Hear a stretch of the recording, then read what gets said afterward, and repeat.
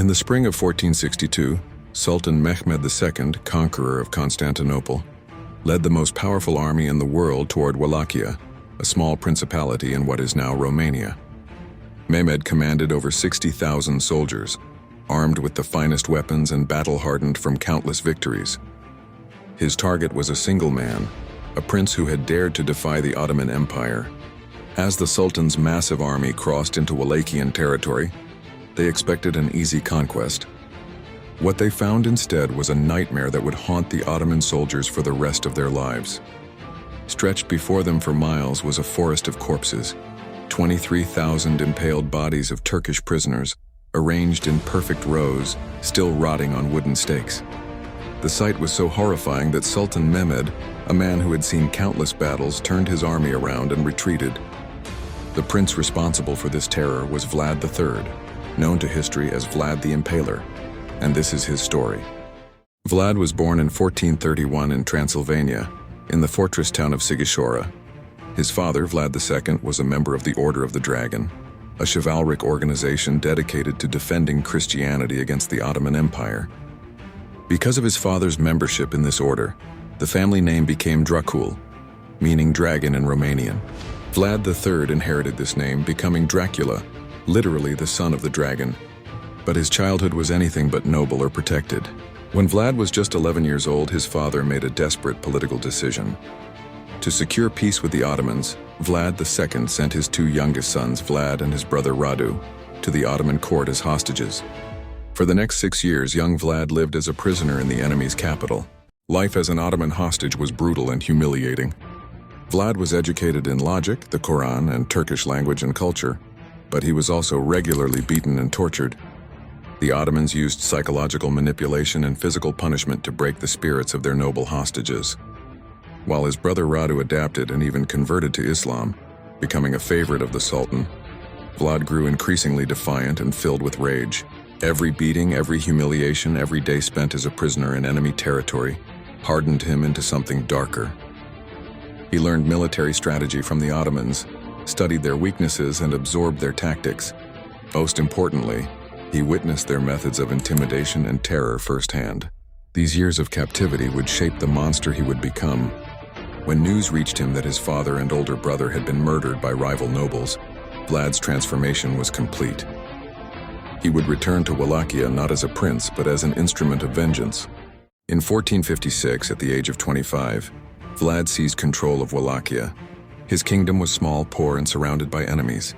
To the south, the massive Ottoman Empire constantly threatened invasion. To the north, Hungarian nobles schemed to control Wallachian politics. Inside his own borders, boyars, wealthy nobles, had betrayed and murdered his family members for generations. Vlad understood that traditional warfare and diplomacy would never secure his throne. He needed something more powerful than armies or alliances. He needed fear. His first act as ruler set the tone for everything that followed. He invited the boyar families who had killed his father and brother to an Easter feast. The nobles arrived expecting celebration and reconciliation. Instead, Vlad's guards seized them all. The older nobles were immediately impaled on wooden stakes outside the palace. The younger ones were forced to march 50 miles to Punari Castle, where they would spend months rebuilding the fortress as slave laborers. Most died from exhaustion. Vlad had sent a message. Betrayal would be met with unimaginable suffering. Impalement became Vlad's signature method of execution, and he perfected it into an art form of torture. This wasn't a quick death. Victims were placed on a wooden stake that was carefully designed to be blunt, not sharp. The stake would be inserted through the body and slowly pushed upward, deliberately missing vital organs to prolong agony. Executioners were trained to ensure the stake emerged from the shoulder or chest without immediately killing the victim. The impaled person would then be hoisted upright and planted into the ground, left to die slowly over hours or even days. Vlad didn't just use this method occasionally. He employed it systematically on a massive scale. Merchants who cheated customers, thieves, corrupt officials, enemy soldiers, foreign ambassadors who insulted him, entire villages that opposed his rule, all faced the stake. In Vlad's Wallachia, crime virtually disappeared, not because of justice, but because of absolute terror. Foreign merchants reported that they could leave gold in the streets overnight, and find it untouched the next morning. Nobody dared steal anything in the land of the Impaler. By 1462, Vlad's defiance of the Ottoman Empire had reached its breaking point. He had refused to pay tribute to Sultan Mehmed, murdered Ottoman envoys, and launched devastating night raids across the Danube River into Ottoman territory. In one famous night attack, Vlad's forces infiltrated an Ottoman camp and killed thousands of soldiers in their sleep, nearly assassinating the Sultan himself. Vlad even admitted in a letter to his Hungarian allies the extent of his campaign. He wrote, "I have killed peasants, men and women, old and young, who lived at Oblusica and Novoselo, where the Danube flows into the sea. We killed 23,884 Turks, without counting those whom we burned in homes or the Turks whose heads were cut by our soldiers." These weren't exaggerations, they were warnings. The Ottomans called him Kaziklu Bey, the Impaling Prince, and his reputation spread terror throughout the empire. When Sultan Mehmed finally assembled his massive army to crush Vlad once and for all, he expected his overwhelming numbers would make short work of the Wallachian prince. Mehmed commanded over 60,000 soldiers, along with cavalry, siege weapons, and endless supplies. Vlad had perhaps 30,000 men at most. Military logic said this would be a quick Ottoman victory, but Vlad didn't fight with military logic. He fought with psychological warfare. As the Ottoman army crossed into Wallachia, they found a devastated landscape. Every village had been burned, every well poisoned, every food source destroyed. Vlad had implemented a scorched earth policy, ensuring the massive Ottoman army would find nothing to sustain itself. The soldiers marched through an increasingly hostile and barren land, finding no enemy to fight, no supplies to seize, and no water to drink. Disease began spreading through the Ottoman ranks.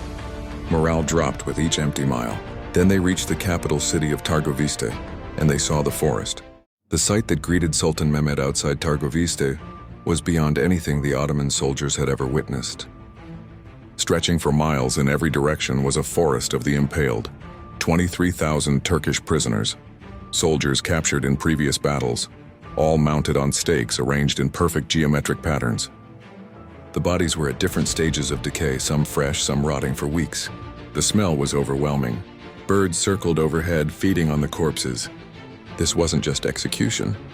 This was a carefully constructed display of terror designed to break the enemy's will. According to Ottoman chronicles, Sultan Mehmed, a man who had conquered one of the greatest cities in history and personally executed thousands, stood before this sight and reportedly said, "How can we despoil of his estates a man who is not afraid to defend it by such means as these?" The psychological impact was devastating. The Sultan turned his army around and retreated from Wallachia. Vlad the Impaler had defeated the Ottoman Empire without fighting a single major battle. But Vlad's victory was short-lived. While he had defeated the Ottomans through terror, he had also made enemies everywhere. The Hungarian king, who should have been his ally, grew fearful of Vlad's methods and power. Rival nobles within Wallachia saw an opportunity to reclaim control. Even Vlad's own brother Radu, who had remained loyal to the Ottomans, led armies against him. By late 1462, Vlad was forced to flee. He was captured by the Hungarians and imprisoned for 12 years. During his imprisonment, stories about his cruelty spread throughout Europe. Some tales were true, others wildly exaggerated. People spoke of how he would dip his bread in the blood of his victims, how he would eat meals surrounded by impaled corpses, how he once nailed the turbans to the heads of Ottoman ambassadors who refused to remove them in his presence. Truth and legend became impossible to separate. When Vlad was finally released and briefly regained his throne in 1476, he was killed within months, possibly by Ottoman assassins, possibly by his own men. His head was cut off and displayed in Constantinople as proof of his death. Centuries after his death, Vlad the Impaler's legacy took an unexpected turn. His brutal reign became the inspiration for one of literature's most famous monsters. In 1897, Irish author Bram Stoker published a novel about an immortal vampire who lived in Transylvania and fed on human blood. Stoker named his character Count Dracula, directly referencing Vlad's family name. The novel transformed Vlad from a historical figure into a supernatural legend. The vampire Dracula became more famous than the real prince, but the connection was clear. Both were Transylvanian nobles. Both were associated with extreme violence and blood. Both inspired terror that lasted far beyond their lifetimes. Today, tourists visit Bran Castle in Romania, marketed as Dracula's castle, even though Vlad had minimal connection to the location. The real Vlad the Impaler was far more terrifying than any fictional vampire could be, because his horrors were completely real and motivated by calculated political strategy, not supernatural hunger.